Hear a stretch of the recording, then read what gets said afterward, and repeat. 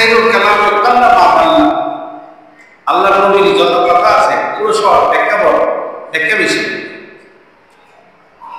আল্লাহ নবীকে আল্লাহ একটা 5টা জিনিস দিয়েছেন যেটা কোনো নবীকে দেয়নি। এর মধ্যে একটা হচ্ছে অতীতু জাওয়ামিউল কালাম।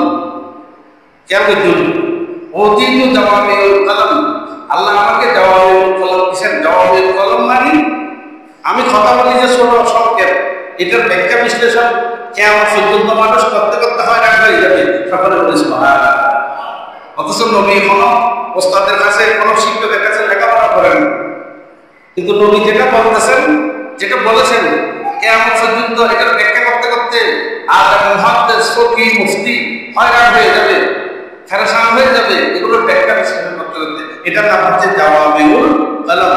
আউলিয়া কেরামরা সে নবীর মিরাজ প্রাপ্ত বলছে পাক হুজুর সাল্লাল্লাহু আলাইহি ওয়াসাল্লাম রাদিয়াল্লাহু তাআলা আনহু, ওনাদের বাণীগুলো সব ছোট ছোট কথা, কিন্তু এগুলোর ব্যাখ্যা বিশ্লেষণ অনেক লম্বা, অনেক দীর্ঘ।